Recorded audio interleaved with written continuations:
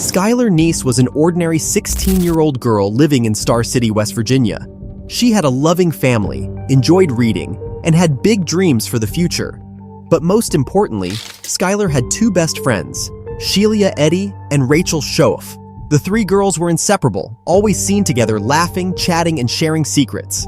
They called themselves a trio, a perfect blend of friendship. As the summer of 2012 drew to a close, Skylar began noticing something strange. Sheila and Rachel started to distance themselves from her. They would often hang out without inviting her, posting pictures and updates on social media that made Skylar feel excluded. She tried to talk to them about it, but they always brushed her off, saying she was imagining things. Skylar felt hurt and confused, wondering what she had done to be left out. On July 5, 2012, Skylar came home from her job at Wendy's and said goodnight to her parents, Dave and Mary Neese. She then went to her room, but she wasn't planning to stay there. She had been texting Sheila and Rachel, and they convinced her to sneak out for a late-night adventure. Skylar quietly climbed out of her bedroom window around midnight and got into Sheila's car, where Rachel was already waiting.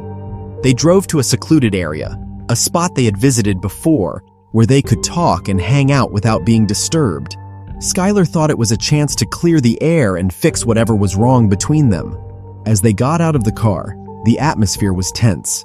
Skylar sensed something was off, but couldn't quite put her finger on it. They walked a bit, talking casually at first. Suddenly, without warning, Rachel and Sheila turned on Skylar. They attacked her brutally with knives they had brought along, stabbing her multiple times until she fell to the ground, bleeding and pleading for her life. Skylar's last words were, "Why?" She couldn't understand why her best friends were doing this to her. But Rachel and Sheila didn't stop. They continued until Skylar was dead.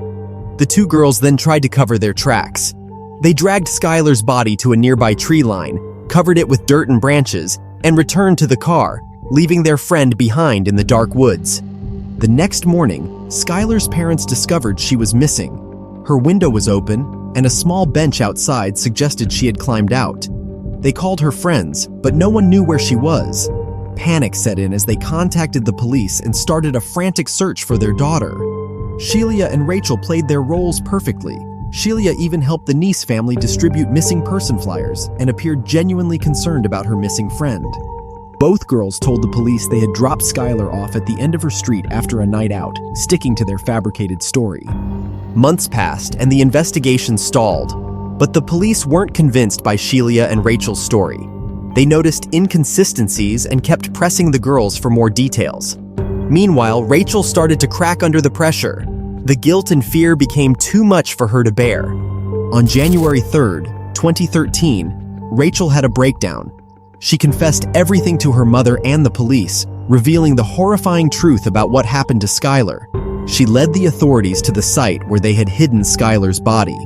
The remains were badly decomposed, but they were soon identified as Skylar Neese.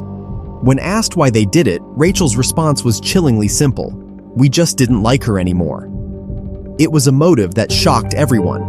Skylar had been murdered by her best friends, not out of rage or jealousy, but simply because they decided they no longer wanted her around. Sheila was arrested shortly after Rachel's confession. Both girls were charged with first-degree murder. The community was in shock. People who knew the girls couldn't believe that Sheila and Rachel, who had seemed like normal, happy teenagers, were capable of such a heinous act. Rachel cooperated with the authorities and testified against Sheila in court. She was sentenced to 30 years in prison. Sheila, who showed no remorse, was sentenced to life in prison with the possibility of parole after 15 years. The sentences provided some closure for Skylar's family, but they knew nothing could ever bring their daughter back. Skylar's murder left a deep scar on the community. Her parents, Dave and Mary Neese, were devastated but determined to keep their daughter's memory alive. They advocated for stricter laws regarding missing children, leading to Skylar's Law in West Virginia, which made it mandatory for an Amber Alert to be issued immediately when a child is missing and in danger, even if they are believed to have run away.